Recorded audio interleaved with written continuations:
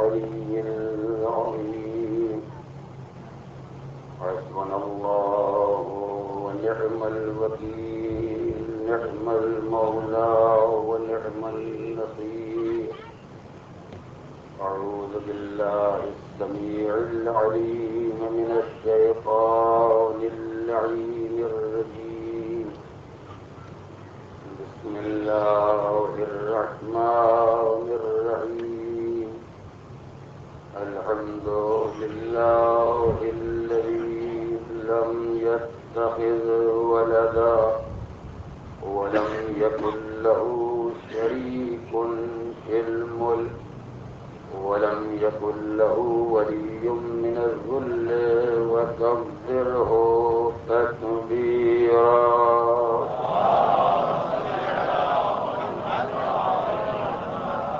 والصلاة والسلام والتحية والإكرام على الرسول النبي الأمي الذي أرسله بالحق بشيرا ونذيرا وداعيا إلى الله بإذنه وسراجا منيرا سيدنا ومولانا أبي القاسم محمد وعلى أهل بيته الطيبين الطاهرين الغر الميامين المعصومين الذين أذهب الله عنهم الرجس وطهرهم تطهيرا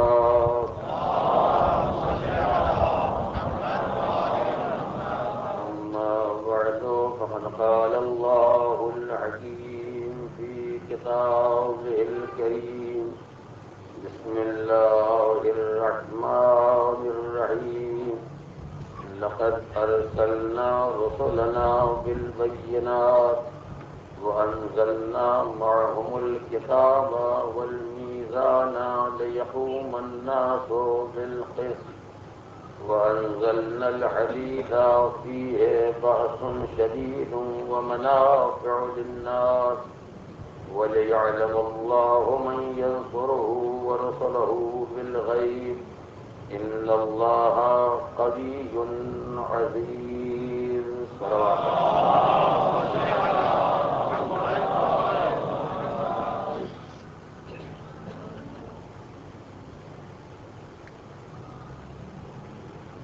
اشرے محرم الحرام کی چھٹی شب سورہ مبارک حدیث کی آیت کریمہ جس کی توضیح و تشریح پہلی مجلس میں کی جا چکی ہے جس کے ذیل میں میں یہ گزارش کر رہا تھا پروردگار عالم نے اپنے نمائندوں کے ساتھ کتاب اور میزان وہ قانون عدل و انصاف نازل کیا ہے جس کا کام ہے انسانی زندگی میں توازن پیدا کرنا. انسانی زندگی میں کہاں کہاں انحراف، کہاں کہاں عدم توازن اور کہاں کہاں اونچ نیچ کا گزر ہے. ان مسائل کو نگاہ میں رکھنے کے بعد جب اسلامی قانون پر نگاہ ڈالی جاتی ہے تو اندازہ ہوتا ہے کہ کوئی مرحلہ حیات اور محاذ زندگی ایسا نہیں ہے کہ جہاں اسلام نے توازن اور بیلنس نہ قائم کیا ہو. آج انسانی زندگی کا ایک بڑا اہم مسئلہ ہے جو کسی ایک صنف، کسی ایک قوم، کسی ایک برادری اور کسی ایک ملک سے تعلق نہیں رکھتا، بلکہ اس مسئلے میں ہر انسان کی ایک فطری کمزوری کا علاج کیا گیا ہے. دنیا میں دو طرح کے معاملات ہوتے ہیں. ایک معاملہ وہ ہے جہاں انسان کو کچھ لینا ہوتا ہے اور ایک مرحلہ وہ ہوتا ہے جہاں انسان کو کچھ دینا ہوتا ہے. دنیا میں کسی انسان کی نبض حیات پر قدم رکھتے ہیں، کچھ لینے کے لیے سب تیار ہیں، مگر جب کچھ دینے کا معاملہ آتا ہے تو ہر انسان کے قدم پیچھے ہٹنے لگتے ہیں. یہ ایک عام نفسیات ہے، یہ ایک عام مزاج ہے جو ہر انسان میں پایا جاتا ہے. میں نے 2 دن قبل غلامی اور آزادی کی بحث میں آپ کے سامنے یہ بات گزارش کی تھی کہ دنیا کا نظام نہ مطلق آزادی سے چل سکتا ہے اور نہ جبر و استبداد سے چل سکتا ہے. ضرورت اس بات کی ہے کہ انسانی زندگی میں کسی مقدار میں آزادی رہے اور کسی مقدار میں پابندی رہے تاکہ زندگی میں توازن پیدا ہو سکے، انسانی حیات میں بیلنس پیدا ہو سکے. تو جب انسانی نظام انسانی زندگی کا دار و مدار ہے کچھ آزادی پر اور کچھ پابندی پر، تو اس کے معنی یہ ہے کہ انسان کو کچھ حق دیا جائے جو اس کی آزادی کی علامت بنے اور کچھ فرض عائد کیا جائے جو اس کی پابندی کی نشانی بنے. انسانی زندگی میں حق و فرض کا جھگڑا اتنا قدیم ہے جو ہر سماج میں پایا جاتا ہے اور ہر انسان کے داخل میں پایا جاتا ہے. اگر کوئی بھی اپنے کیفیات نفس کا جائزہ لے گا تو اسے اندازہ ہوگا کہ یہ فرض و حق کی جنگ اس انسان کے داخل میں ہمیشہ جاری رہتی ہے. حالانکہ ہر انسان یہ محسوس کرتا ہے کہ جب تک اس پر فریضہ عائد نہ ہوگا وہ پابند نہ بنے گا، اور جب تک اسے حق نہ دیا جائے گا اس کے اختیارات کا اعلان نہ ہوگا.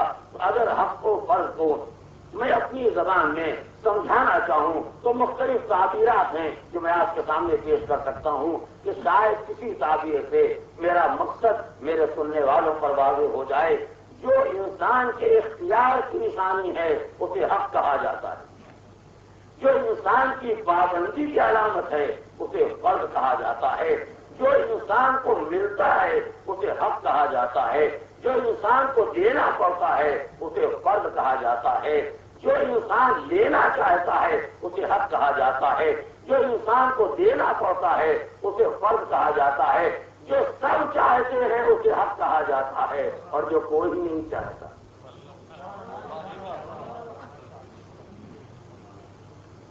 آپ ذرا دنیا کے حالات کا جائزہ لیں اور کسی ایک قوم کسی ایک ملک کا نہیں ساری دنیا کے حالات کا جائزہ لیں تو آپ کو ایک عجیب و غریب بات نظر آئے گی.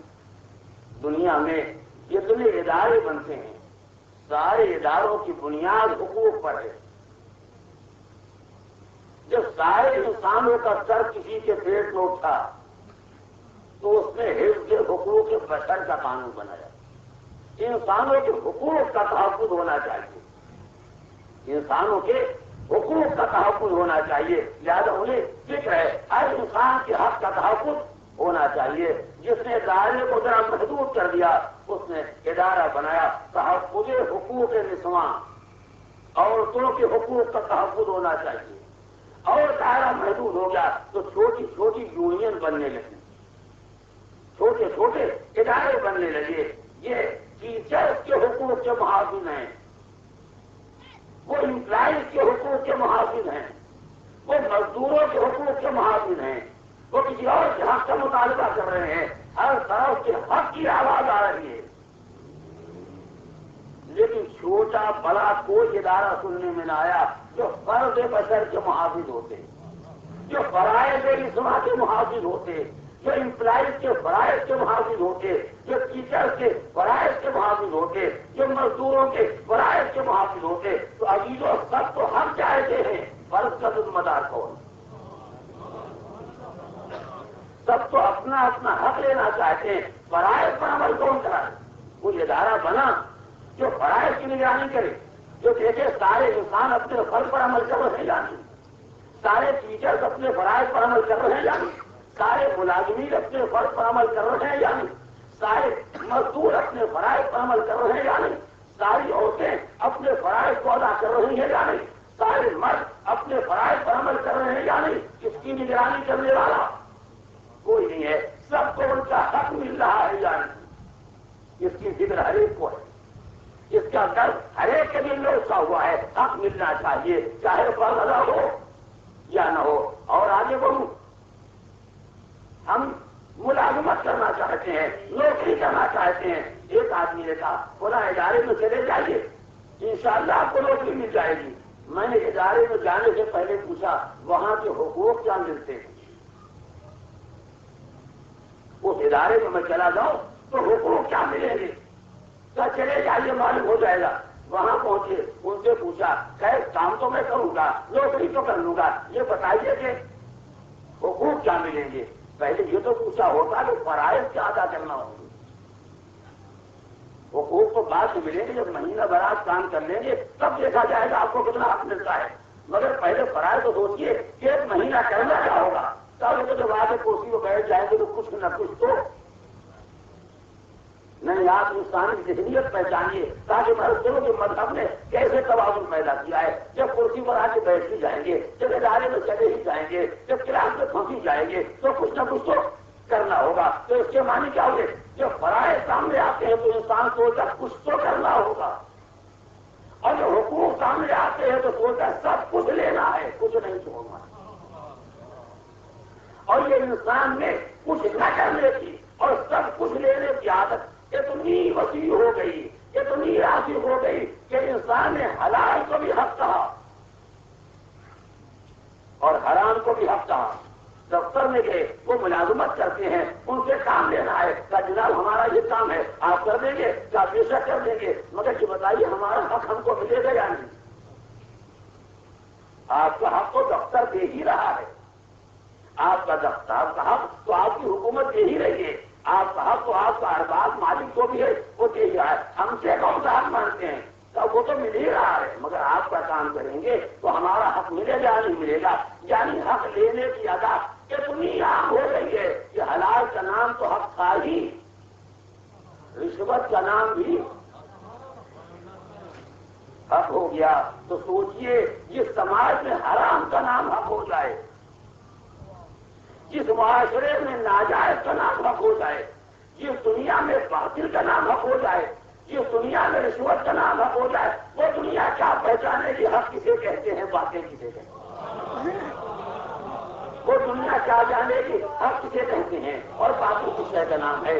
جب انسان حق کے معنی نہیں پہچانتا ہے تو عزیزان محترم یہ دنیا ہے جو ہمیشہ حق چاہتی ہے مگر فرائض کو ادا نہیں کرنا چاہتی. میں اس سلسلے کو آخر تک پہنچانے والا ہوں, مگر بات کو مزید واضح کرنے کے لیے ایک جملہ یہی کہنے دیتا ہوں. اگر آپ نے ساری دنیا کے مزاج کو پہچان لیا, میں اپنے مزاج سے, ہر انسان کا مزاج یہ کہ انسان فرائض میں کوتاہی کو برداشت کرتا ہے مگر حق میں کمی کو نہیں برداشت کرتا. ہم 4 دن دفتر سے غائب رہے, 8 دن لیٹ پہنچے, 2 دن پہلے نکل گئے, اور جب تنخواہ کا وقت آیا اور آفیسر بھی بڑا ہوشیار تھا, کچھ نہیں کہا. ہم نے کہا ہم جا رہے ہیں تو خدا, ہم نے کل ہم 2 گھنٹے لے جائیں گے, کوئی حرج نہیں, جو ہم کہتے ہیں وہ مانتا ہے. ہم نے کہا بڑا شریف بات نہیں, جو کہہ دیتے ہیں مان دیتا ہے, کوئی پابندی ہی نہیں, جب چاہو آؤ اور جب چاہو چلے جاؤ. اور جب تنخواہ لینے کا وقت آیا تو 4,000 آپ کی تنخواہ تھی, یہ 3,000 حاضر ہیں. 2 گھنٹے اس دیر میں آئے تھے, 1 گھنٹہ اس دن پہلے چلے گئے تھے, 1 دن تو بالکل غائب ہو گئے تھے, 1 دن خالی بیٹھے کرسی پر اونگ رہے تھے, کوئی کام نہیں کیا تھا. ہم نے سب سوچ کے جو آپ کا حق بنتا ہے وہ آپ کو دے دیا. انصاف سے بتائیے کوئی اب اس کے بعد اس آفیسر کو شریف کرے گا جو مہینہ بھر ان کی شرافت کا ڈنڈورا پیچ رہے تھے, ان کی شرافت کا پروپیگنڈا کر رہے تھے, کہ ایسا بے رحم, ایسا جلاد, ایسا بے دین, ایسا نامدار, ایسا نالائق تو آج تک آفیسر دیکھا ہی نہیں ہے. یعنی ہم انتہائی لائق تھے کہ روزانہ غائب رہے, یہ انتہائی نالائق ہے کہ حساب کر لیا. ہم ہمیشہ دیر سے آئے, کام کے کوتاہی کی تو ہم نالائق نہیں تھے, اس نے حساب کر دیا تو یہ نالائق ہو گیا. اس کے معنی آپ نے پہچان لیے کہ ہر انسان چاہتا ہے کہ حق میں کمی نہ ہونے پائے تو مل جائے, وہ مل جائے, چاہے فرائض میں کوتاہی ہو جائے. تو حق لینے کے لیے سب تیار رہتے ہیں, فرض ادا کرنے میں سب کوتاہی کی فکر میں رہتے ہیں, سب کمی کی فکر میں رہتے. کتنا فرق ہے دنیا اور دین کے قانون میں.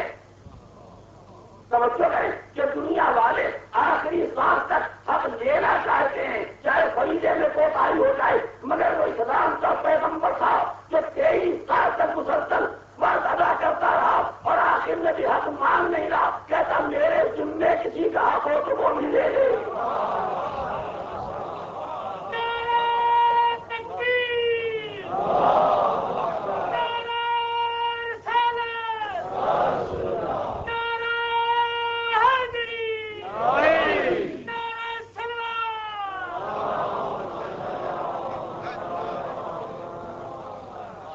میں نے زندگی بھر اپنے فرائض پر عمل کیا ہے، اپنے فرائض کو پورا کیا ہے، لیکن اس کے بعد بھی میرا حق کتنا کس کے ذمہ ہے وہ سب جانتے ہیں، لیکن اگر کسی کا کوئی حق میرے ذمہ ہے تو وہ آگے لے۔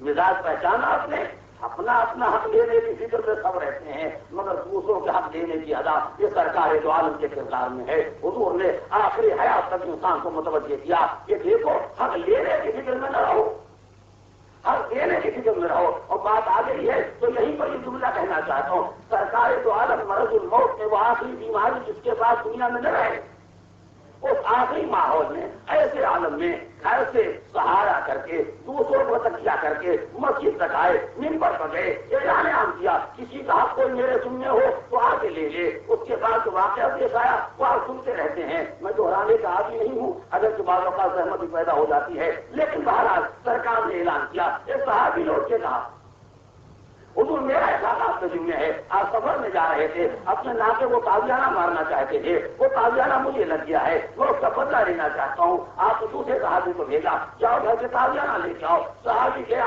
تازیانہ لے کے آیا، اس کے ہاتھ میں دیا، لے اگر بدلہ لینا چاہتا ہے تو حضور میری کچھ پڑھ نہ کی، آپ نے رائے مبارک کو دو سے ہٹا دیا کہ آپ کو موقع ہے بدلہ لے لے۔ وہ آگے بڑھا اور بڑھ کے مہر نبوت سے بوسے لے کے آواز دی حضور آپ کے ذمہ کسی کا حق ہے، آپ کے ذمہ کسی کا ہو، یہ ناممکن ہے۔ میں نے یہ تدبیر اس لیے اختیار کی تھی کہ آپ کو دنیا سے جانے سے پہلے ایک مرتبہ مہر نبوت کے بوسے لے لوں۔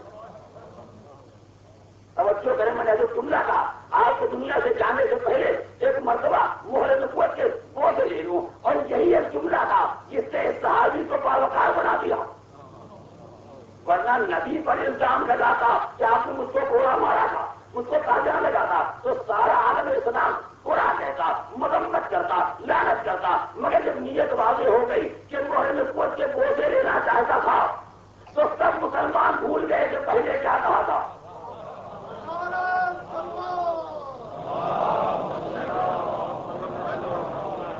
ابھی جانے محترم واقعی آپ نے بارہا سنا ہے، شاید ایک بچے کو یاد ہوگا، لیکن جو رخ میں عرض کرنا چاہتا ہوں اس کی معنویت کو پہچانے۔ اگر یہ بات سامنے نہ آئی ہوتی اور اس نے اپنی نیت کا اعلان لگ لیا ہوگا کہ میں نے یہ ساری باتیں، یہ سارے مطالبات اس لیے کیے تاکہ مہر نبوت کے بوسے لے لوں، تو ہر مسلمان کہتا اس سے سرکار کو الزام لگا حضور کسی کو ناحق مارے گی، سرکار کسی کو تازیانہ لگائے گی، اور یہ کہتا ہے آپ اپنے ناکے کو مارنا چاہتے تھے، وہ تازیانہ مجھے لگ گیا۔ کتنے الزامات ہیں، توجہ کریں، کتنے الزامات ہیں۔ ایک تو سرکار پر تازیانہ مارنے کا الزام، یہ غلط۔ دوسری بات ہے جس نے زندگی ہر جانور کو تازیانہ نہیں لگایا، اس کے بارے میں یہ کہنا کہ آپ ناکے کو مارنا چاہتے تھے، یہ دوسرا الزام۔ توجہ کریں، اسے مارنا چاہتے تھے، دھوکے سے مجھے لگ گیا، یہ تیسرا الزام۔ اس لیے وہ نبی نہیں ہے تو دھوکے سے کام کرے،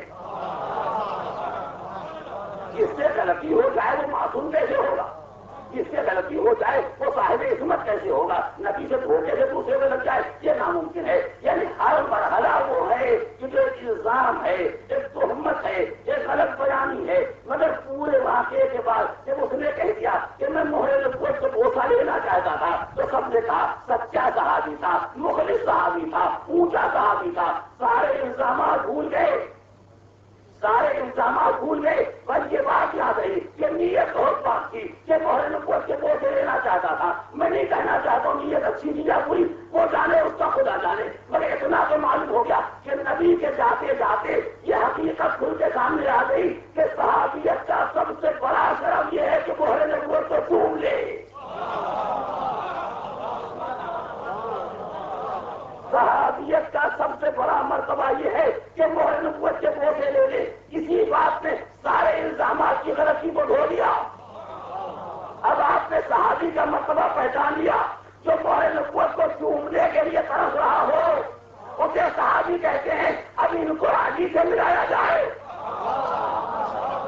جو مہر نبوت کو چومنا چاہے اسے صحابی کہا جاتا ہے، اور جس کے قلم کو سے پیغمبر تک آ جائے اسے علی کہا جاتا ہے۔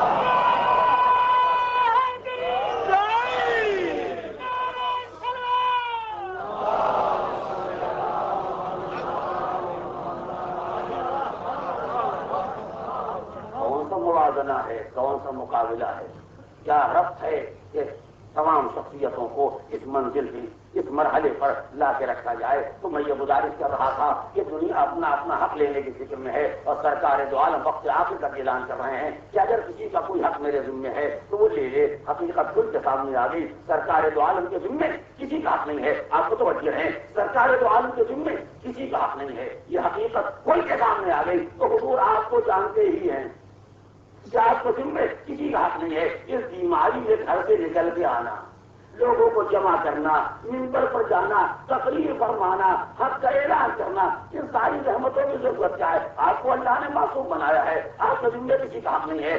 آپ سے بہتر خود کون جانتا ہے کہ جس کا جو حق تھا وہ آپ نے ادا کر دیا. سرکار نے کہا وہ سب میں جانتا ہوں اور یہ بھی سب جانتے ہیں. جتنا مجمع میرے سامنے ہے یہ سب جانتے ہیں. نہ مجھ سے خطا ہو سکتی ہے, نہ غلطی ہو سکتی ہے, نہ میرے جملے کسی کا حق ہو سکتا ہے. یہ سب جانتے ہیں. مگر میں چلتے چلتے چاہے تو اس ممبر کا مزاج پہچانوا دوں, میں چاہتا ہوں اس ممبر کا تعارف کرا دوں. اس کے بعد مجھے ممبر پر نہ دیکھو گے تو ممبر کا مزاج پہچانو کہ اس کی جگہ ہے جو حق دینا جانتا ہے. یہ ممبر اس کی منزل ہے جو دوسروں کا حق دینا جانتا ہے, جو حق چھیننا جانتا ہے. اس کی جگہ یہ ممبر نہیں ہے, کوئی اور ممبر ہوگا. محمد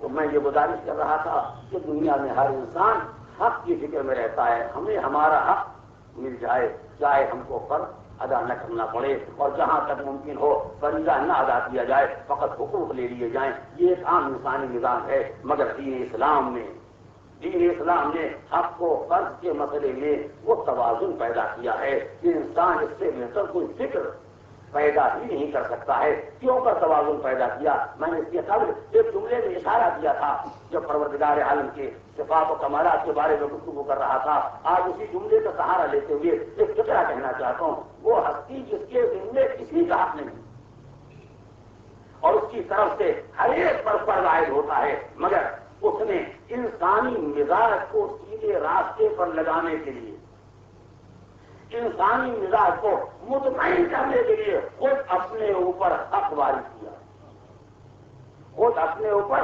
حق پیدا کرایا. ورنہ اس کے اوپر کس کا حق ہے؟ اور کیا آپ نے یعنی پہلے اپنے اوپر فریضہ عائد کیا, اس کے بعد اپنے حق کا مطالبہ کیا, تاکہ یہ مزاج لوگوں کی سمجھ میں آ جائے کہ ہمارے یہاں حق فرض سے الگ نہیں ہوتا ہے کہ حق لے لو فریضہ ادا نہ کرو. ہمارے یہاں حق اور فرض میں اتنا گہرا رابطہ ہے. توجہ کریں, ہمارے یہاں حق میں اور فریضے میں اتنا گہرا رابطہ ہے کہ ہر حق سے فرض پیدا ہوتا ہے, ہر فرض سے حق پیدا ہوتا ہے. ہم جب کسی کو کوئی حق دیتے ہیں تو اس پر فریضہ ضرور عائد کرتے ہیں, اور ہم جب کسی پر کوئی فریضہ عائد کرتے ہیں تو اس کے مقابلے میں اسے کوئی نہ کوئی حق ضرور دیتے ہیں. بس حق و فرض کے توازن کی آخری حد یہ ہے کہ کوئی حق فرض سے الگ نہیں ہے اور کوئی فرض حق سے الگ نہیں ہے. ہم پہلے فرض کو رکھتے ہیں, اس کے بعد حق دیتے ہیں. جو حق ملتا ہے تو اس کے مقابلے میں فرض آتا ہے. ہم دونوں کو ساتھ لے کے چلتے ہیں. اب آپ مثالیں سنتے چلیں, تفصیلات میں نہیں جاؤں گا. جسے شوق ہوگا وہ کتابیں پڑھے کہ اسلام نے حق اور فرض میں کیسے توازن قائم کیا ہے. سارے بندوں پر فریضہ عائد ہو سکتا ہے, سارے بندوں پر فریضہ عائد ہو سکتا ہے, مگر خدا پر کوئی فریضہ نہیں عائد ہو سکتا. مگر پروردگار نے خود اپنے اوپر فرض عائد کیا, اس کے بعد اپنے حق کا مطالبہ کیا. توجہ, اپنے اوپر فریضہ عائد کیا خود اپنی حکمت کے ذریعے, عدالت کے ذریعے. اس کے بعد لوگوں سے حق کا مطالبہ کیا تاکہ مقام توحید ہی سے یہ مسئلہ ذہنوں میں واضح ہو جائے کہ پہلے فرض ادا کیا جاتا ہے, اس کے بعد حق لیا جاتا ہے. پہلے فریضے پر عمل ہوتا ہے, اس کے بعد حق پیدا ہوتا ہے. سن کے چلیں آپ, پہلی منزل ذات والی جس پر کسی کا حق نہیں, کوئی فرض نہیں ہے, مگر اس نے اپنے پر فرض عائد کیا اور فرض عائد کرنے کے بعد اپنے حق کا مطالبہ کیا. پروردگار کے بنیادی حق کا نام ہے حق عبادت. ان کے چلے, خدا کے بنیادی حق کا نام ہے حق عبادت.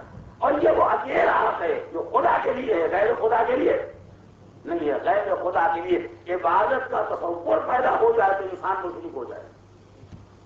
غیر خدا کا احترام ہوتا ہے، اطاعت ہوتی ہے، عبادت نہیں ہوتی. عبادت فقط خدا کے لیے، لا تعبدوا الا اياه، اس کے علاوہ خبردار کسی کی عبادت، کسی کی بندگی نہ کرنا. تو حق کی عبادت تنہا خدا کے لیے ہے. مگر پروردگار عالم نے اپنا حق کی عبادت مانگنے سے پہلے اپنے فریضہ حکمت کا حوالہ دیا کہ جب تک میں نے اپنے فریضے کو ادا نہیں کیا میں نے تم سے اپنا حق نہیں مانگا.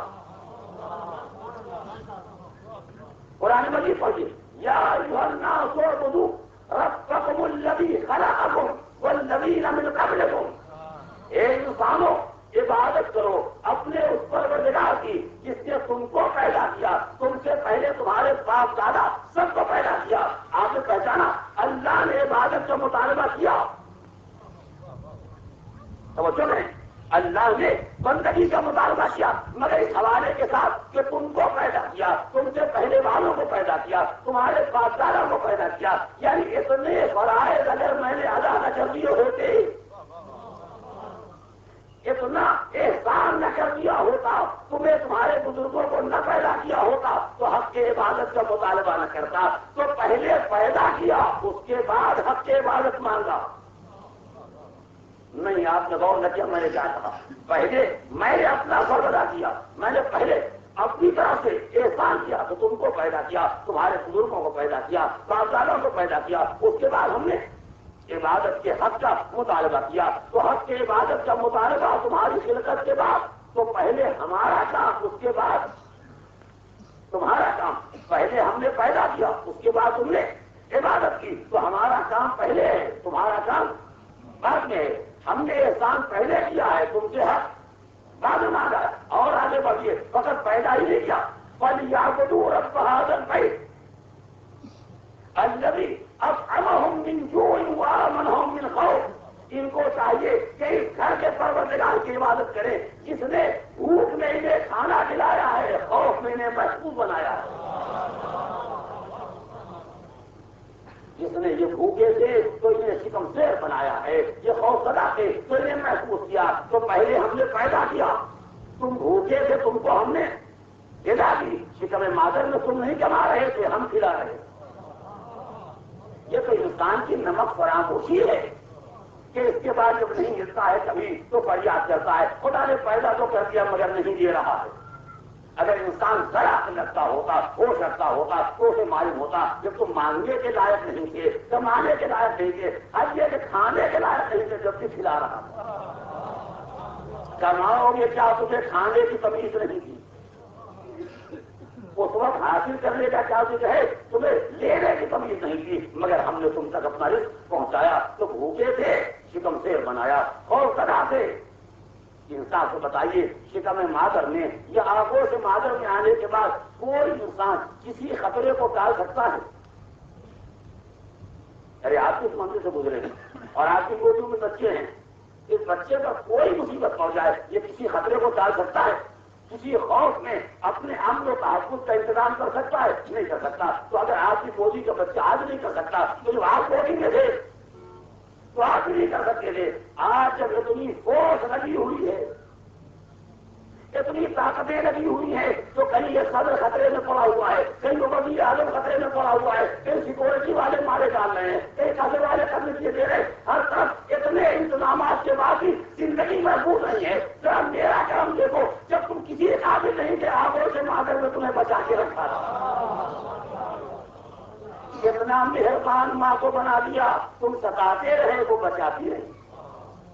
اتنا مہربان باپ کو بنا دیا، تم تکلیفیں دیتے رہے وہ محبت کا اظہار کرتا رہا. تم رو دیے تو گلے سے لگا لیا، تم نے فریاد کی تو اپنی نیند برباد کر دی، تم نے بھوک شکوا کیا تو اپنا کھانا اٹھا کے تمہارے حوالے کر دیا. ہم نے جو فورس لگائی کی تحفظ کی اسے کوئی نہیں توڑ سکا، اور جو فورس تم نے اپنے وہاں سے معین کیے وہ صبح شام ٹوٹ جاتی ہے، وہ صبح شام ٹوٹ جاتی ہے. جو حادثات دنیا میں ہو رہے ہیں وہ سب آپ کو معلوم ہے. میں اخباری خبریں پڑھنے کے لیے نہیں آیا، میں اسلام کے قوانین آپ کے سامنے واضح کرنے کے لیے آیا ہوں. مگر چاہتا ہوں کہ اخبار کی خبریں آپ کے ذہن میں رہیں تاکہ معلوم ہو جائے. پہلے ہم نے تمہیں بھوک میں شکم سیر بنایا، خوف میں محفوظ بنایا، تب تم سے ہم نے حق کے عبادت کا مطالبہ کیا. اتنا ہی نہیں کہ تمہیں پیدا کیا، اتنا ہی نہیں کہ بھوکے سے کھلایا، اتنا ہی نہیں کہ خوف زدہ سے محفوظ کر دیا. ان علینا للہدی، تمہاری ہدایت کی ذمہ داری بھی ہمیں پر ہے، تمہاری ہدایت کی ذمہ داری بھی ہمیں پر ہے. لقد ارسلنا رسلنا بالبینات، ہم نے اپنے رسولوں کو بھیجا ہے. پہلے تم کو ہدایت دی، اب تم سوچو کتنے کام ہم نے پہلے کیے ہیں تب تم سے حق کی عبادت مانگا. پہلے پیدا کیا تمہیں نہیں، تمہارے باپ دادا کو، کہ نوبت تم تک آئی. تمہارے بزرگوں کو پیدا کیا تاکہ نوبت تم تک آئے. پھر تم کو پیدا کیا، بھوکے تھے کھلایا، خوفزدہ سے محفوظ کیا، گمراہ سے کچھ نہیں جانتے تھے، ہدایت کی. اتنے احسانات کے بعد اب کہتے ہیں یا ایھا الناس اعبدوا، عبادت کرو، عبادت کرو. تو پہلے ہم نے اپنا ہر فرض ادا کر دیا، تب تم سے حق مانگا ہے. تو میرے بندو یاد رکھنا، جب میں فریضہ حکمت کو ادا کیے بغیر اپنا حق نہیں مانتا تو میں کس کو اجازت دوں گا کہ فریضے کے بغیر حق مانگ لے؟ میں کیسے برداشت کروں گا کہ کوئی حق مانگے اور فرض ادا نہ کرے؟ اب سلسلہ آگے بڑھا، حق کی عبادت تھا خدا کے لیے، تو اتنے احسانات کے بعد اس نے اپنا حق مانگا. حق کی اطاعت ہے نبی کے لیے، حق کی اطاعت ہے نبی کے لیے، مگر نبی نے بھی حق کے اطاعت اس وقت تک نہیں مانگا جب تک اپنا فریضہ ادا نہیں کیا. انبیاء کا فریضہ کیا ہے؟ وما علینا الا البلاغ المبین. ہمارا فرض کیا ہے؟ ہماری ذمہ داری ہے کہ ہم پیغام خدا کو پہنچا دیں. تو یاد رکھو، جب تک ہمارا نبی پیغام خدا کو نہ پہنچائے گا، یعنی اپنا فریضہ ادا نہ کرے گا، تم سے حق کے اطاعت کا مطالبہ نہ کرے گا. ارے داستانیں تو آپ سنتے رہتے ہیں، مگر داستانوں کے پیچھے حقائق نکالیے. دعوت الرسیلہ پہلا موقع، دعوت الرسیلہ تبلیغ اسلام کا پہلا موقع. سرکار تو عالم نے اپنا فریضہ ادا کرنا شروع کیا، دعوت کی، کھانا کھلایا، مجمع کو بلایا، پیغام سنانا چاہا. مجمع نے کہا یہ جادوگر ہیں، ورنہ اتنا کھانا اور ہم جیسے 40 کھا جائیں. اتنا کھانا تو آج کے کھانے والے 40 نہیں کھا سکتے، تو اس وقت کے کھانے والے. اس کے معنی کیا ہوئے کہ انہوں نے کوئی جادو کیا ہے. سرکار نے کہا ٹھیک ہے جو چاہو سمجھو، مگر زحمت ہو تو کل پھر چلے آنا. کھانے کے ماہر دوسرے دن پھر حاضر ہیں. حیا اور غیرت سے کوئی تعلق نہیں، شرم نہیں آئی. جس کو کل جادوگر کہا تھا اب اس کے گھر دوبارہ پھر جا رہے ہیں، پھر بلا لیا، پھر آئے، پھر گرا دیا، پیغام سنانا چاہتے ہیں. اب میں کوئی تفصیل نہیں سناؤں گا، میں نے شوق ہے وہ پڑھے، مگر میرے استدلال کے نکات کو اپنے ذہن کے اندر رکھے. ایسے موقع پر سرکار تو عالم نے پہلے اعلان کیا اگر کچھ سننا چاہتے ہو تو سنو، سنو، میں خدا وحدہ لا شریک کا نمائندہ ہوں. اللہ نے مجھ کو بھیجا ہے، یہ حکم میں پیغام دے کر آیا ہوں. وہ پیغام جس میں خیر دنیا بھی ہے اور خیر آخرت بھی ہے. خدا کو مانو، مجھ پر ہی مان لیا. تو پہلے نبی نے خیر دنیا اور خیر آخرت کا پیغام پہنچایا. الفاظ کا تو تصور یاد رکھیے گا تاکہ میری بات ظاہر ہونے پائے. خیر دنیا اور خیر آخرت کا پیغام پہنچایا جو فریض رسول ہے، پہنچایا جو فریض رسول ہے. جب فریضہ ادا ہو گیا فلا اطیعونی، اب میری اطاعت کرو، اب میری اطاعت کرو. یہی وہ اطاعت کا مطالبہ تھا جس پر اہل دنیا نے تان و تن شروع کر دیے. جب سرکار تو عالم نے علی ابن ابی طالب کی وصایت و وزارت کا اعلان کر کے حکم اطاعت دیا، میری اطاعت کرو، اس کی اطاعت کرو، تو لوگوں نے کہا ابو طالب اور بھتیجے کا ساتھ دو، اور بھتیجے کے حوصلے بلند کرو. تو حوصلے اتنے اونچے ہو گئے ہیں کہ باپ سے کہتے ہیں بیٹے بھی اطاعت کرو. کس کی اطاعت کرو گے تم؟ ان کی اطاعت کرو گے تو ان کو بولنے پا رہا ہے، ان کی اطاعت کرو گے وہ تمہاری اولاد ہے. اتنا بڑا ظلم ہے کہ اتنے احسانات کے بعد تم سے مطالبہ کریں میری اطاعت کرو. باپ ہونے کے بعد باپ سے کہیں کہ بیٹے بھی اطاعت کرو. لوگوں نے سوچا کہ ابو طالب کی تو شاید ہماری ہی برادری کے ہیں، ذرا ان کو کچھ سمجھا دیں گے تو پگڑ جائیں گے بھتیجے. تم سے یہی توقع تھی، یہی کوئی مذہب لے کے آئے ہو، یہی تہذیب تم نے سکھائی ہے کہ باپ سے کہتے ہو بیٹے کی اطاعت کرو. شاید ابو طالب اگر ناراض ہو گئے تو ہمارا تو کام ہی بن جائے گا، اس لیے کہ ان کے ساتھ یہی ہے، دوسرا کوئی نہیں ہے. یہی ہے کہ ہم نہ اور کوئی نہیں ہے، تو اگر یہ توڑ لیا جائے تو کام ہی بن جائے گا۔ تو لوگوں نے تنگ کیا، بھتیجے کا تم نے ساتھ دیا، نیا دین لائے، نیا مذہب لائے، اب باپ سے کہتے ہیں بیٹے کی اطاعت کرو، غضب ہو گیا۔ ابو طالب نے کہا غضب کیا ہو گیا، یہ تو باپ کا مقدر ہے کہ بیٹا قابل اطاعت ہو جائے۔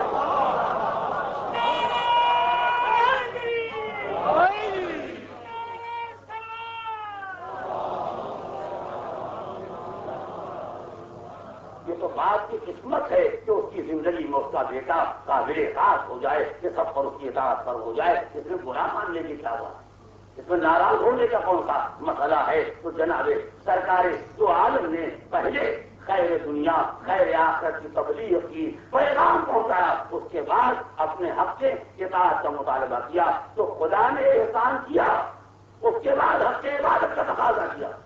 نبی نے پیغام پہنچایا، اس کے بعد حق سے اطاعت کا مطالبہ کیا۔ اسلام کے تیسرے حق کا نام ہے حق محبت۔ میں بابا کھوتا میں تفصیلات سناتا تو آپ کو لوگ پاتا، مگر میں آپ کی فکر کے حوالے کرتا ہوں۔ اسلام کے تیسرے حق کا نام ہے حق محبت۔ نہ میری محبت فرض ہے، نہ آپ کی محبت فرض ہے، یہ تو کچھ بندے ہی ہو سکتے ہیں کہ جن کی محبت فرض ہو جائے، مگر نبی نے حق کے محبت ہی نہیں مانا جب تک پہلے فریضے کا حوالہ نہیں دیا۔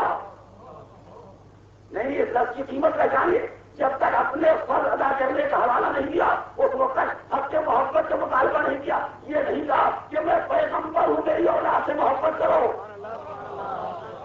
یہ نہیں کہا میں رسول ہوں، میرے گھر والوں سے محبت کرو۔ کیا یہ محبت میری رسالت کی اجرت ہے؟ اجرت خود نشانی ہے کہ کام پہلے کیا ہے، حق بعد میں مانگا ہے۔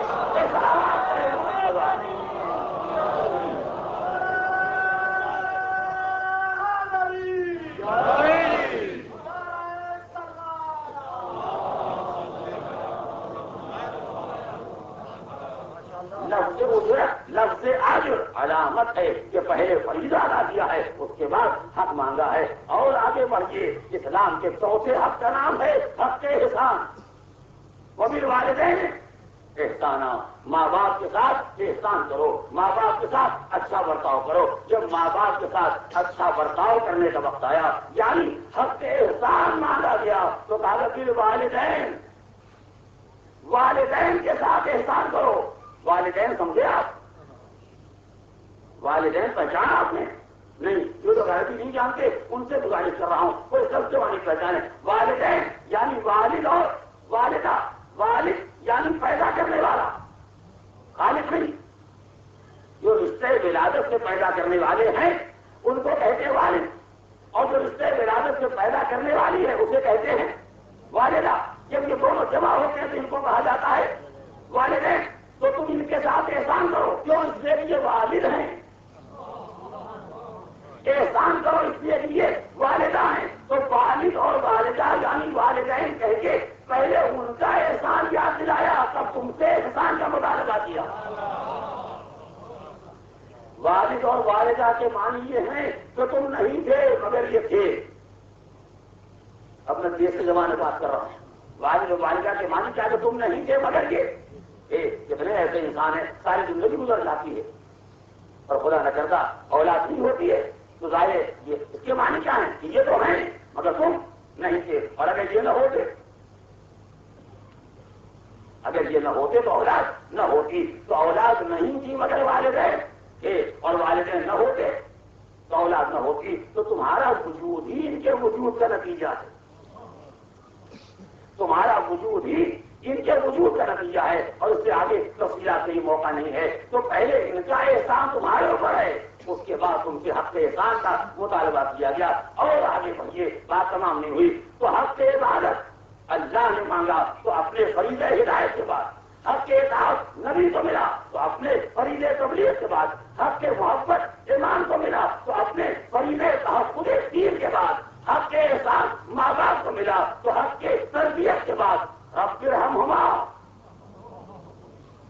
کما ربیانی صغیرا، پروردگار ماں باپ پر ایسی رحمت نازل کرنا جیسے بچپنے میں انہوں نے پالا ہے۔ تو پہلے پالنے کا حوالہ دیا، تب اس کے بعد احسان کا مطالبہ کیا۔ جب تربیت ہو گئی تو کہا احسان کرو، تو پہلے انہوں نے اپنا فرض ادا کیا، اس کے بعد ہم نے ان کو حق دلوایا ہے۔ استاد کا احترام کرو،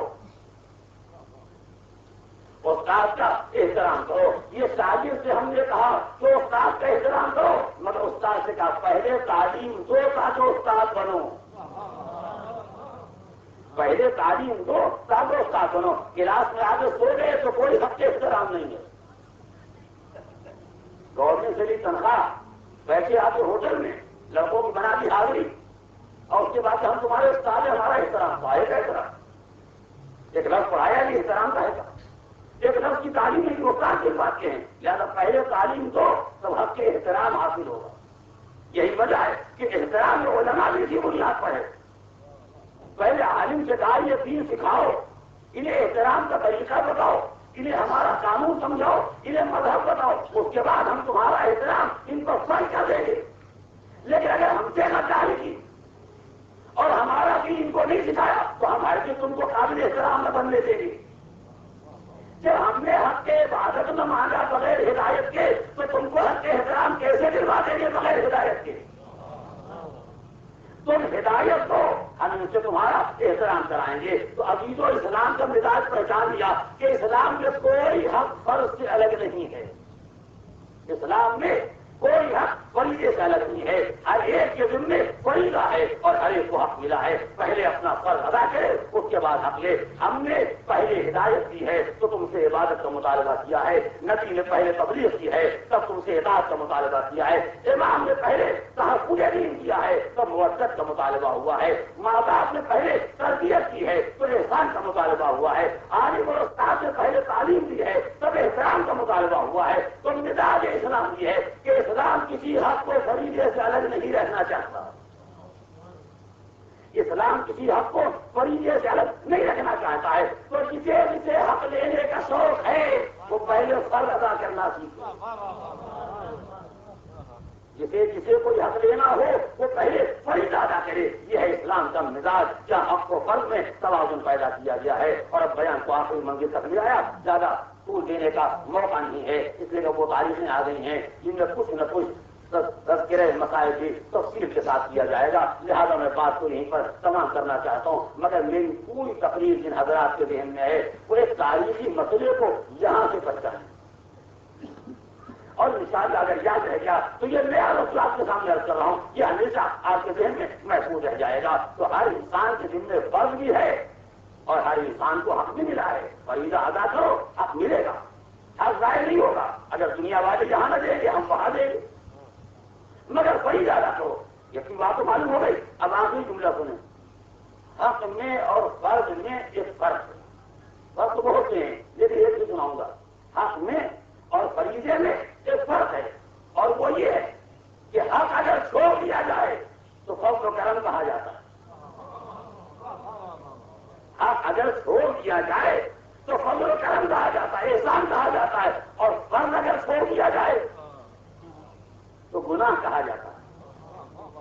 آپ کے ذمے میرا کوئی حق ہے، میں نے چھوڑ دیا، لوگوں نے کہا بہت اچھے آدمی، میرے ذمے آپ کو کوئی حق تھا، آپ نے اسے بحال کر دیا، معاف کر دیا، لوگوں نے کہا بڑے غریب آدمی ہیں، لیکن میرے ذمے فریضہ تھا۔ حق چھوڑتے اب جو میری عادت پڑ گئی چھوڑنے کی تو صبح کی نماز بھی چھوڑ دی، ماہ رمضان کے روزے بھی چھوڑ دیے۔ کسی نے کہا یہ کیا کیا؟ ہم نے کہا جب آپ کا قرضہ چھوڑ دیا تو آپ نے کچھ نہیں کہا یہ کیا کیا، آپ کے ذمے ہمارا قرض سامنے چھوڑ دیا تو آپ نے کچھ نہیں کہا، اب جو نماز چھوڑ دی تو آپ نے پیچھے پڑ گئے۔ کہا ہاں مگر فرق پہچانیے، حق چھوڑ دیا جاتا ہے تو اسے شرافت کہا جاتا ہے، اسے احسان کہا جاتا ہے، اسے کرم کہا جاتا ہے، اور فرض چھوڑ دیا جاتا ہے تو اسے معصیت کہا جاتا ہے، گناہ کہا جاتا ہے۔ پہچان لیا تو میں نے کیا کہا؟ میں چاہتا ہوں ایک بچہ اس نقطے کو پہچانے تاکہ تاریخ کا مسئلہ حل ہو جائے۔ حق کا چھوڑ دینا یہ گناہ نہیں ہے،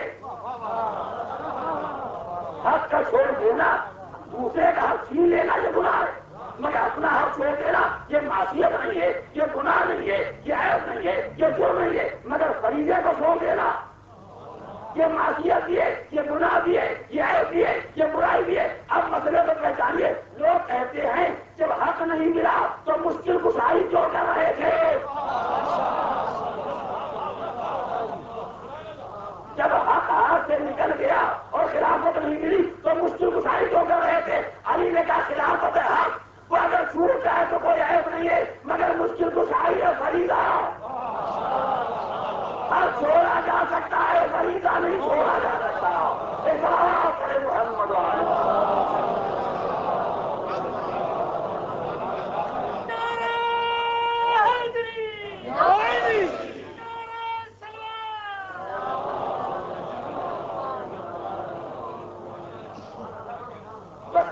بات کو مکمل کر دیا. اگر آخر کو اوپر سے ملانا چاہتے تو جملے کو ملائیے. پروردگار نے اپنی منزل سے بات شروع کی. ہم نے پہلے اپنا فرض ہدایت ادا کیا, اس کے بعد تم سے عبادت کا مطالبہ کیا. حق ہر ایک کو حاصل ہے, فریضہ ہر ایک کے ذمہ ہے. جو فریضہ جس کے ذمہ ہے نہ ادا کرو گے تو مجرم کہے جاؤ گے, گنہگار کہے جاؤ گے. حق اگر برداشت بھی کر لیا کہ چلا جائے تو یہ جرم نہیں ہے, یہ گناہ نہیں ہے, یہ خطا نہیں ہے. اور وہ مشہور فقرہ جو آپ نے بارہا ذاکرین کرام سے سنا ہوگا, میں خود حوالہ دینا چاہتا ہوں. جب نبی خدا نے کہا پروردگار یہ بے ایمان فرعون تیری ایک نہیں سنتا, نہ عبادت نہ اطاعت نہ بندگی نہ تعمیل ارشاد کچھ نہیں کرتا ہے, اور تو ہے کہ اسے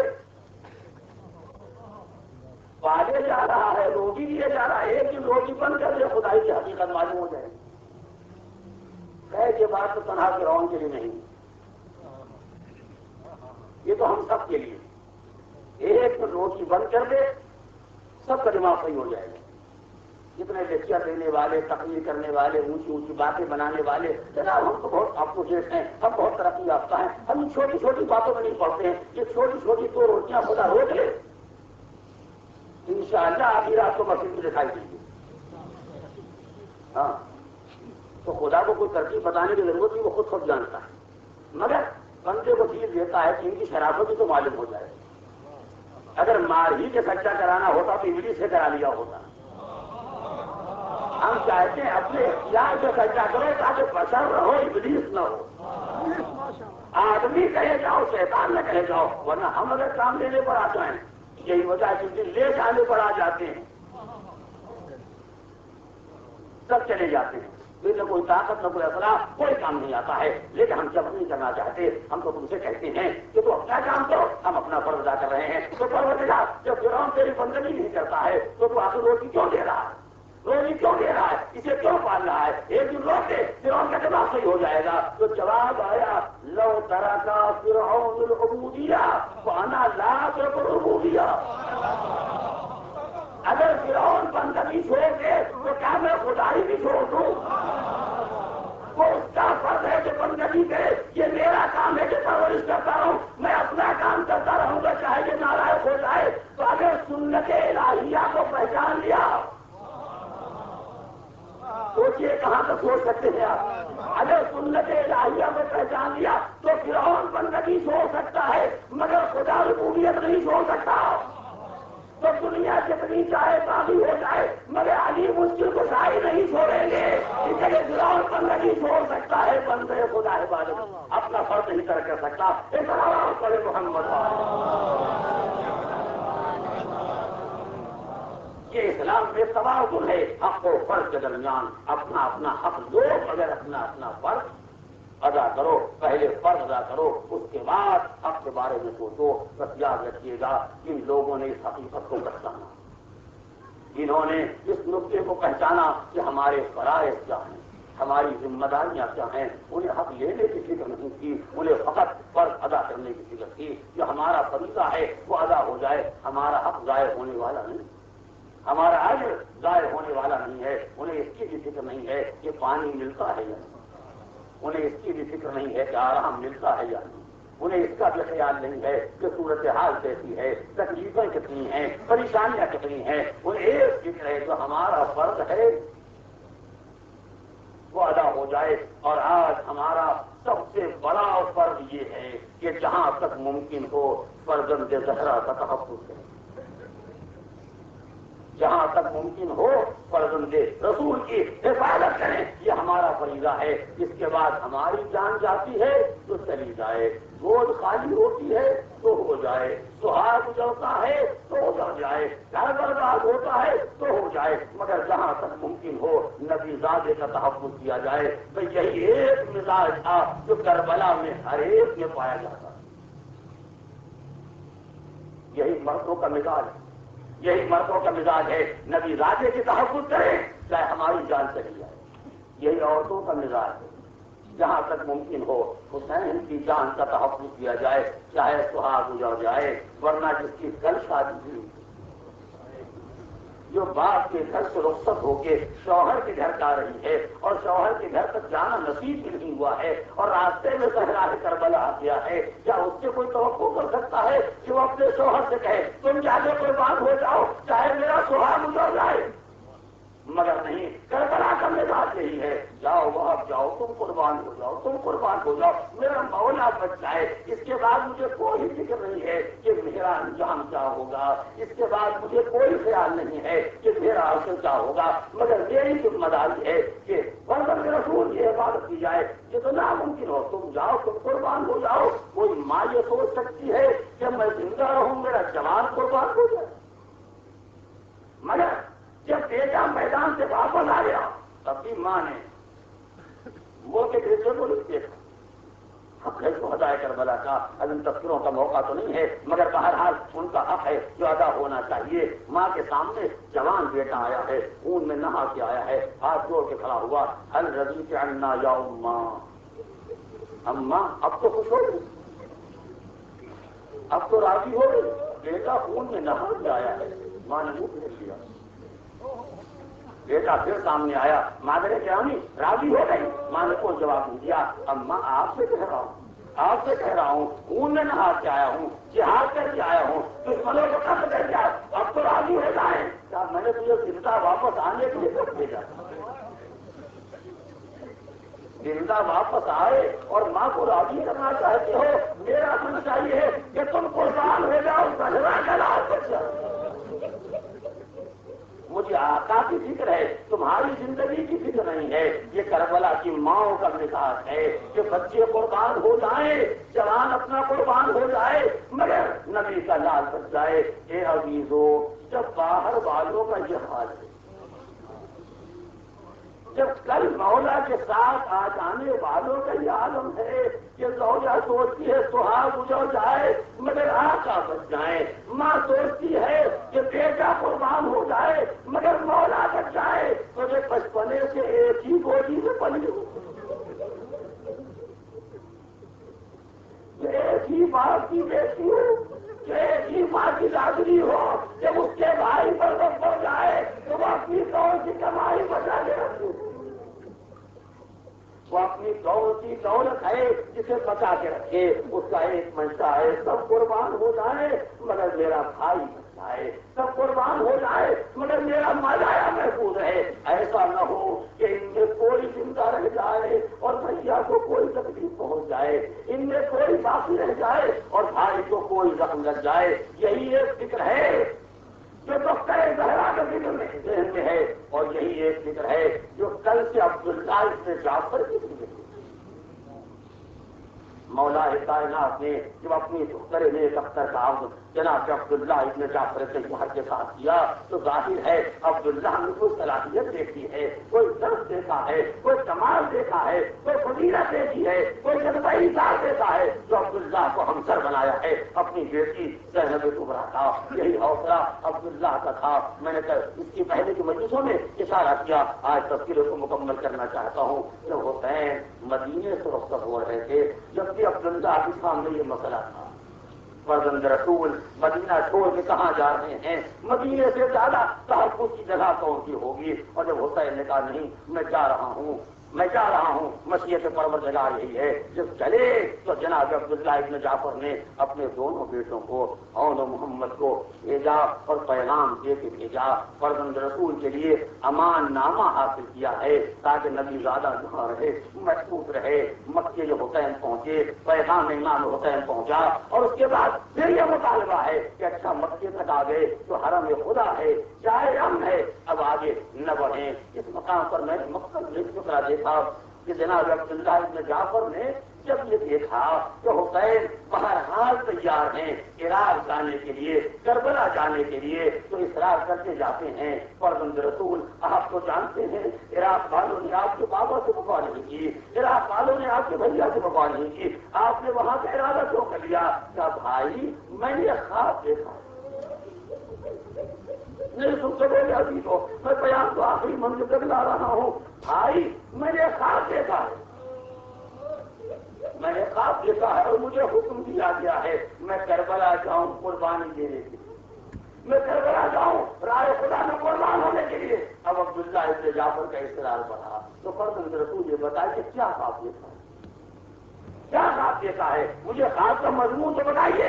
کہا بھائی یہ میں نہیں بتا سکتا ہوں، یہ میں نہیں بتا سکتا ہوں کہ خواب کا مضمون کیا ہے، اس کا اظہار نہ کروں گا، میری شہادت کے بعد خود ہی معلوم ہو جائے گا کہ میں نے کیا خواب دیکھا۔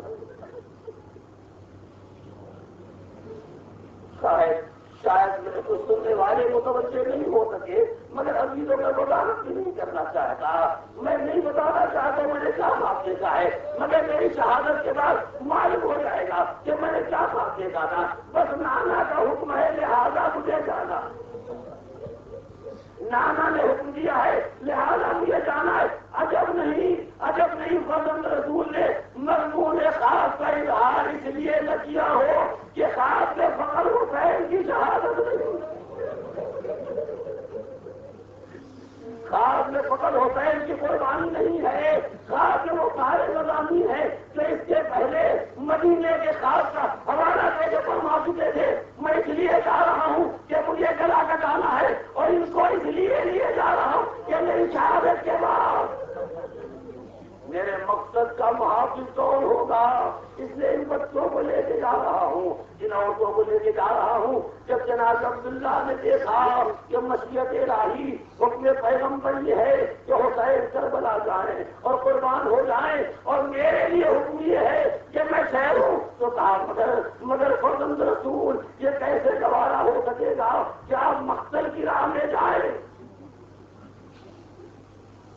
اور شہادت کی راہ میں جائیں اور میں ٹھہروں، میں لے جاؤں؟ کہا مگر مسئلہ کسی میں ہے، کیا کہیے؟ کہ اچھا اگر میرے لیے حکم الہی نہیں ہے اور میں نہیں جا سکتا تو میں راہ شہادت پر آپ کو اکیلا بھی نہیں جانے دوں گا۔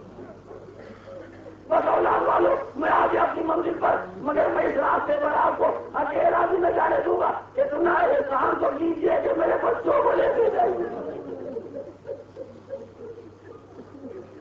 اتنا احسان کیجیے کہ میرے بچوں کو لے کے جائیے، تاکہ اگر کبھی وقت ہو جائے، کوئی ضرورت ہو جائے، میں نہ رہوں تو میری طرف سے میرے بچے تو قربان ہو جائیں، میرے بچے آپ کے کام آ جائیں۔ اور محمد کو ساتھ کیا، حسین صحرائے کربلا میں دوسری محرم کو وارد ہوئے، وہ گزرتا رہا، یہاں تک کہ عاشور کا دن آیا، اصحاب راہ خدا میں قربان ہوئے، انصار کام آئے، چاہنے والوں نے جام شہادت دیا، جب سب کام آ چکے اور اہل بیت کی قربانی کا وقت آیا، بنی ہاشم کی قربانی کا وقت آیا، تو مقتل کربلا کہتا ہے کہ سب سے پہلے بنی ہاشم میں، ایک روایت کی بنا پر سب سے پہلے جو بنی ہاشم میں میدان جہاد کی طرف چلا وہ مسلم نے عقیل کا یتیم بیٹا